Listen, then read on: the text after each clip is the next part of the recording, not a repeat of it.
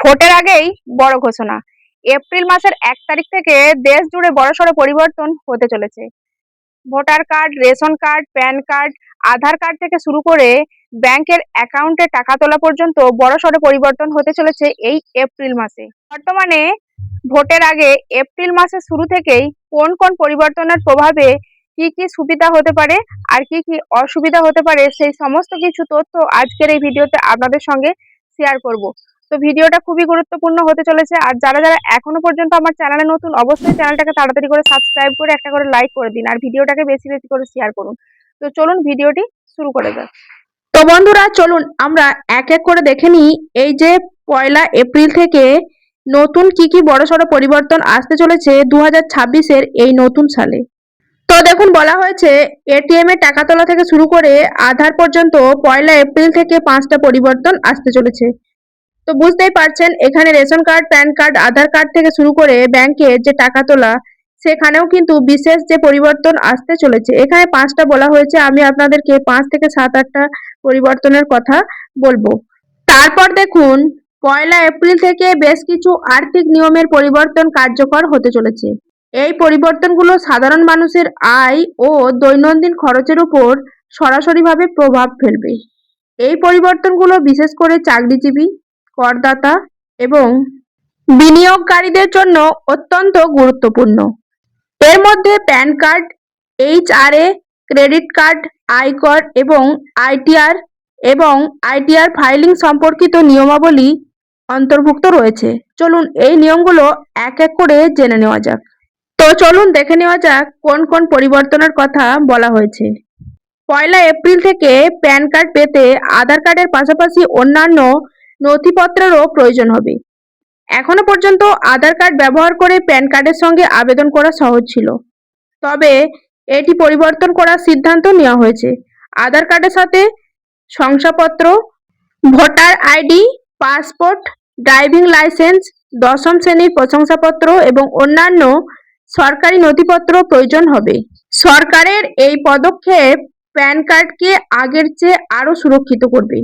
তো বুঝতেই পারছেন, প্যান কার্ডকে আগের থেকে আরো কিন্তু সুরক্ষিত করবে, তবে প্যান কার্ড পেতে আগের চেয়ে কিছুটা সময় বেশি লাগতে পারে। এছাড়া প্যান কার্ডের জন্য আবেদনপত্র নতুন ফর্ম ব্যবহার করে জমা দিতে হতে পারে। এইচআরএ দাবির ক্ষেত্রে কঠোরতা বৃদ্ধি। এখন ভাড়া বাড়িতে দাবিদারের জন্য নিয়মকানুন আরো কঠোর হয়েছে। যদি কোনো কর্মচারী বছরে ১ লক্ষ টাকার বেশি ভাড়া দেন, তবে তাকে অবশ্যই বাড়িওয়ালার প্যান নম্বর দিতে হবে। এছাড়া বাড়িওয়ালা পরিবারের সদস্য কিনা সে সম্পর্কিত তথ্য প্রদান করতে হবে। ১লা এপ্রিল থেকে এই উদ্দেশ্যে একটি পৃথক ফর্ম প্রয়োজন হবে। এই নতুন নিয়মগুলোর লক্ষ্যই হলো মিথ্যা বা প্রতারণামূলক দাবি প্রতিরোধ করা। তো বুঝতেই পারছেন এত কিছু নিয়ম নীতি কেন করা হয়েছে। ক্রেডিট কার্ডের পরিবর্তন। আপনি যদি ক্রেডিট কার্ড ব্যবহার করেন, তবে আপনার নতুন নিয়মগুলো জেনে নেওয়া উচিত।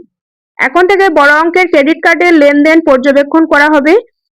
১ বছরে ১০ লক্ষের বেশি ডিজিটাল খরচা অথবা ১ লক্ষের বেশি নগদ টাকা প্রদানের বিষয়ে আয়কর বিভাগকে জানাতে হবে। অন্যদিকে করদাতাদের জন্য একটি নতুন সুবিধা যোগ করা হয়েছে, যার মাধ্যমে তারা ক্রেডিট কার্ড ব্যবহার করে কর পরিশোধ করতে পারবেন। তবে এই বিকল্পটি ব্যবহার করলে অতিরিক্ত ফি লাগতে পারে, তাই অর্থ প্রদান করার আগে এই শর্তাবলী বুঝে নেওয়া জরুরি। আইটিআর দখলকারীদের জন্য পরিবর্তন। আইটিআর দখলের তারিখের কিছু পরিবর্তন আনা হয়েছে।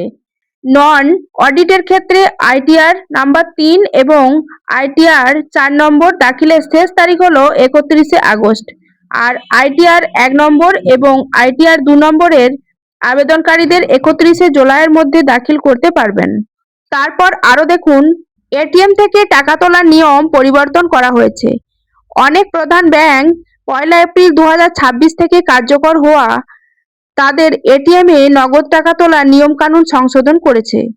এইচডিএফসি ব্যাংক মেট্রো শহরগুলো বিনামূল্যে লেনদেনের সংখ্যাও ৩টি এবং নন মেট্রো শহরগুলো ৫টিতে সীমাবদ্ধ করেছে। পাঞ্জাব ন্যাশনাল ব্যাংকেও কিছু নির্দিষ্ট ডেবিট কার্ডে দৈনিক নগদ টাকা তোলার সীমা ১ লক্ষ টাকা থেকে কমিয়ে ৫০,০০০ টাকা করেছে। তো বন্ধুরা, আপনারা দেখতেই পেলেন এপ্রিল মাসের 1 তারিখ থেকে দেশ জুড়ে যে বড়সড় পরিবর্তনগুলো আসতে চলেছে সেই আপডেটগুলো আপনাদেরকে দেখালাম। এছাড়াও ভোটার কার্ডেও কিন্তু বিশেষ পরিবর্তন আসতে চলেছে। তো আপনারা হয়তো অনেকেই জানেন এসআইআর নিয়ে গোটা দেশ জুড়ে তোলপাড় চলছে। তো এর মধ্যে যে নামের লিস্টগুলো আন্ডার অ্যাডজুডিকেশনে ছিল বা বিচারাধীন ছিল সেই নামের লিস্ট কিন্তু এবার নতুন করে ধীরে ধীরে প্রকাশিত হতে চলেছে। তো সেক্ষেত্রে আপনাদেরকে আমি আরো একটা কথা জানিয়ে দিতে চাই, এই যে নামের লিস্ট প্রকাশিত হচ্ছে এই লিস্টে যদি আপনার নাম ডিলিট হয়ে যায় বা আপনার নামটা বাতিল হয়ে যায় তাহলে এপ্রিল মাসে যে ভোট আসছে সেই ভোটে কিন্তু আপনি অংশগ্রহণ করতে পারবেন না বা আপনি ভোট দিতে কিন্তু পারবেন না। তো বুঝতেই পারলেন বন্ধুরা, যদি আপনার নাম ভোটার লিস্টে না থাকে বা এসআইআর লিস্ট থেকে যদি আপনার নামটা পুরোপুরিভাবে বাতিল হয়ে যায় তাহলে কিন্তু এপ্রিল মাসের ভোটে আপনি কিন্তু ভোটাধিকার হতে পারবেন না। এছাড়াও এর পাশাপাশি আপনাদেরকে এলপিজি গ্যাস সিলিন্ডার নিয়েও একটা আপডেট দেব। আপনারা হয়তো সকলেই এই মুহূর্তে জানেন যে এখন গ্যাস বুকিং করতে বা গ্যাস পেতে একটু সমস্যার সম্মুখীন হতে হচ্ছে, কেননা আপনারা তো জানেনই এই মুহূর্তে যুদ্ধ পরিস্থিতি একটা দেশে চলছে। তো আগামী কয়েকদিনের মধ্যে হয়তো এই পরিস্থিতি ঠিক হয়ে যাবে। তবে যেহেতু এলপিজি গ্যাস সিলিন্ডারের যে বাণিজ্যিক গ্যাস বলুন বা ঘরোয়া রান্নার যে গ্যাস সিলিন্ডার 14 কেজি 200 গ্রামের গ্যাস সিলিন্ডার, সেই গ্যাস সিলিন্ডারের দামের কিন্তু পরিবর্তন করা হয়েছিল, মানে 60 টাকা আর 115 টাকা মতো বাড়ানো হয়েছিল। ফলে এপ্রিল মাসের 1 তারিখে দামের যে কোনো পরিবর্তন আসবে তেমন কিন্তু কোনো সম্ভাবনা নেই। যদি দামের কোনো পরিবর্তন আসে তাহলে অবশ্যই আপনাদেরকে ভিডিওর মাধ্যমে জানিয়ে দেব। সর্বশেষ রেশন কার্ড নিয়ে আপনাদেরকে একটা আপডেট দিয়ে দিই। এখনো পর্যন্ত আপনার যদি কেওয়াইসি আপডেট করা না থাকে, আপনি যদি ফ্রিতে রেশন পেতে চান তাহলে অবশ্যই আপনাকে কেওয়াইসি আপডেট করাতে হবে, মানে আপনার আধার কার্ডের সাথে লিঙ্ক করাতে হবে। আপনি যে বিনামূল্যে রেশনটা পাচ্ছেন না হলে কিন্তু সেটা আর পাবেন না। তাই অতি অবশ্যই আপনাকে কেওয়াইসি আপডেট করাতে হবে বা আধার কার্ডের সাথে লিঙ্ক করাতে হবে। প্রচুর এমন অনেক রেশন কার্ড রয়েছে যে রেশন কার্ডগুলো কেওয়াইসি আপডেট করানো হয়নি বা লিঙ্ক করানো নেই বলে বন্ধ হয়ে আছে বা বাতিল হয়ে আছে। তো অতি অবশ্যই আপনি যদি বিনামূল্যে রেশন পেতে চান তাহলে অবশ্যই আপনাকে কেওয়াইসি আপডেট করাতে হবে বা আধার কার্ডের সাথে লিঙ্ক করাতে হবে।